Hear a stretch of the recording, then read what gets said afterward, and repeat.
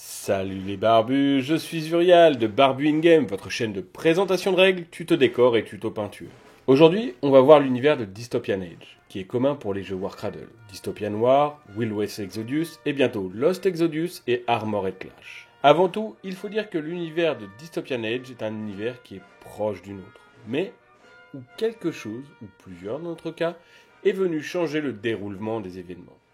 Au début, j'ai eu du mal à trouver quels étaient les éléments qui avaient changé notre monde pour créer celui de Dystopian. Mais j'ai trouvé, et je vous partagerai mes théories, les barbus. La définition d'une dystopie est la suivante. Récit basé sur la réécriture de l'histoire et qui permet d'imaginer le monde si un événement passé avait eu une autre issue. Mais au contraire de l'Uchronie, la dystopie relate une histoire ayant lieu dans une société imaginaire difficile ou impossible à vivre, pleine de défauts et dont le modèle ne doit pas être imité. Pour bien comprendre l'univers de Dystopian Age, il faut se replonger dans l'histoire de notre monde bien avant l'Antiquité, aux prémices des premières civilisations. L'élément déclencheur de la déviance historique est l'arrivée d'une entité extraterrestre, l'Ex, une créature unique et solitaire qui, traquée, a développé un instinct de survie extraordinaire. Se divisant en 4 graines, pour améliorer ses chances de trouver des hôtes compatibles à la symbiose, vitale à sa survie, les graines de l'Ex tombèrent sur Terre. Une en Floride, qui s'enfonça dans les marais et resta pendant un long moment en sommeil, infusant son énergie aux créatures des marais. Une deuxième en Europe. Une troisième loin à l'est en Chine, qui aura une grande importance pour l'Empire Céleste. Et enfin, la dernière qui tomba sur une île connue sous le nom de Terra, où elle rencontra une peuplade qui allait devenir le premier peuple avec qui l'Ex allait vivre en symbiose. L'Ex aime les êtres vivants qui sont souvent des marginaux, rejetés par la société, mais qui a un instinct de survie exacerbé. Après une centaine d'années de symbiose avec les Terrans, les ennemis de l'Ex, qui traquent l'Antiquité depuis des éons, nommés l'Ordre des Alchards, des entités désincarnées ayant laissé leur vie corporelle derrière eux aussi arrivèrent sur Terre, et influencèrent par des visions et des rêves le peuple atlante, et les firent évoluer rapidement, l'Atlantide devenant rapidement le peuple le plus évolué de la Terre, avec des armes à énergie et des technologies dépassant l'entendement. L'Ordre cherchant activement l'influence de l'Ex, ils rencontrèrent d'autres extraterrestres, venus d'un vaisseau, les Watchers. Ces êtres venus observer l'évolution de l'humanité pour voir s'ils étaient assez évolués pour entrer dans la grande alliance des peuples composant les Watchers.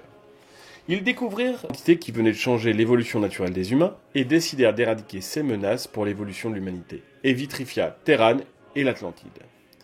Certains des objets de ces deux cultures survécurent à la destruction de l'île, et tout au long de l'histoire de l'humanité, influencera les scientifiques, changeant radicalement l'évolution de l'humanité. L'Ex survécut. Quant à l'Ordre, il dut reprendre son travail en influençant de nouveaux humains, et ils s'implantèrent en Europe. Les Watchers repartirent, croyant avoir éradiqué les deux entités extraterrestres, allant observer d'autres planètes, ne devant revenir sur Terre que des milliers d'années plus tard. Entre-temps, l'Ex influença des êtres en Europe. La graine tombée en Asie fut récupérée par un ordre de moines en Chine qui chercha à comprendre son pouvoir et réussit à l'utiliser sans être en symbiose avec l'Ex, et sera utilisé par les empereurs de Chine, de Corée, du Japon, de Burma, de l'Empire Khmer et du Siam, et créèrent ainsi l'Empire Céleste. La graine permettait aux empereurs de pouvoir créer un réseau télépathique entre eux. Ne pouvant se mentir, ils créèrent ensemble une alliance solide et puissante, changeant à jamais l'histoire de l'humanité. Au XVIe siècle, les Watchers revinrent sur Terre, et ce qu'ils y découvrirent ne leur plut pas. L'Ex et l'Ordre avaient gangréné l'humanité. Les entités extraterrestres ayant gangréné une grande partie de l'humanité, les Watchers décidèrent qu'ils allaient devoir encore une fois intervenir, créant une base sur l'île de Bimini. Hélas pour les Watchers, et peut-être pour l'humanité, l'avenir nous le dira, un groupe d'explorateurs humains commandé par Juan Ponce de León découvrit l'île. Et croyant à tort avoir découvert le lieu de la mythique fontaine de Jouvence, découvrit en fait l'entrée de la base des Watchers et, par un concours de circonstances obscures, influencé peut-être par l'Ex, l'histoire ne nous le dira pas, détraqua le système de transfert d'énergie de la base lié au vaisseau des Watchers, qui subit des dégâts critiques, s'écrasa en Antarctique, sêmant des débris sur tous les continents. La plupart des Watchers moururent, mais un petit groupe, sur l'île de Bimini, furent prisonniers d'une stase, dont ils seront libérés que bien plus tard, bien après la guerre de sécession. L'humanité, sous l'influence de l'Ordre, de l'Ex et des reliques trouvées çà et là à travers le monde, évolua plus rapidement que prévu. Et lors de la Révolution française, l'humanité, en tout cas les Européens, avait déjà des réseaux ferroviaires, des armes de poing modernes et même des tanks et des armures de combat mécanisées. Quand Napoléon Bonaparte prit le pouvoir, ce n'est pas avec des chevaux qu'il conquit l'Europe, mais avec des véhicules à chenilles.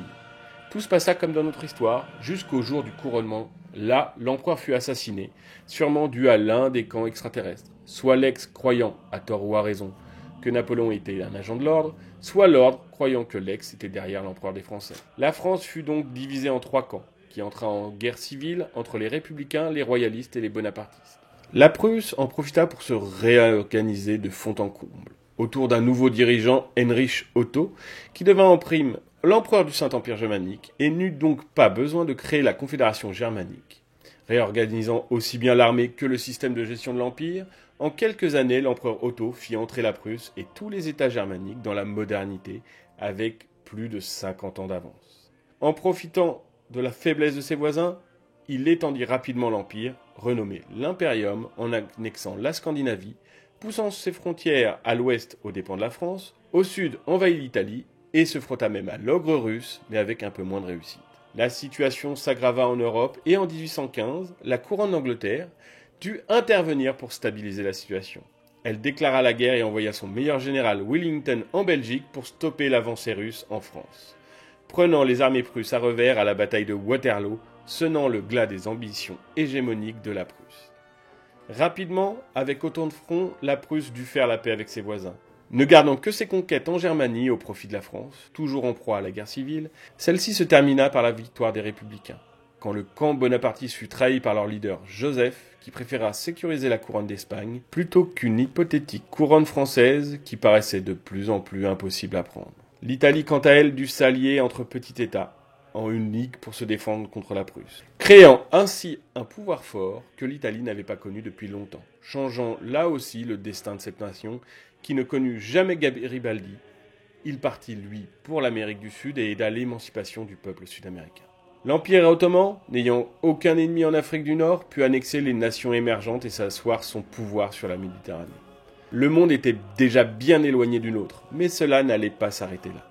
Car le docteur Sturgeon, membre des Amis, un groupe informel de scientifiques les plus brillants les uns que les autres, monta une expédition sur l'île de Bimini et y découvrit des artefacts des Watchers. Comprenant qu'il y avait dans le monde des objets technologiques ne venant pas d'ici, il monta ainsi une expédition en Antarctique et découvrit le vaisseau extraterrestre, changeant ainsi le monde à jamais. Créant un groupe bien plus formel que celui des Amis, le Covenant of Enlightened, avec pour mission de faire évoluer l'humanité pour que le monde soit en paix, fit entrer dans son groupe les plus grands esprits du monde, comme Louis-Napoléon, le président de la République française, Gustave Eiffel ou le docteur Carpathian. Mais surtout, il découvrit le strongynium, un métal qui changea la fabrication des véhicules et notamment des véhicules militaires.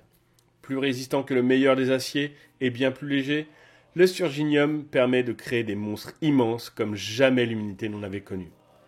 Nous sommes en 1870. Les grandes nations du monde sont de plus en plus puissantes, ayant à leur disposition des armes folles, armes à énergie, bombes nucléaires ou des choses plus ésotériques comme le générateur Fury. L'humanité a à sa disposition des avions, des sous-marins, des navires immenses lançant des drones. Tout est prêt pour une hécatombe, peut-être même la fin de l'humanité. Je vous ferai bientôt une vidéo par faction les barbus, historique et analytique. Mais en attendant, j'espère que cette vidéo vous a plu. Si c'est le cas, n'hésitez pas à la liker, à me poser vos questions ou vos remarques dans les commentaires, à vous abonner si ce n'est pas déjà fait et à activer la cloche de notification pour ne rien louper de mes sorties. Quant à moi les barbus, je vous dis à très bientôt pour une prochaine vidéo et que le poil soit avec vous.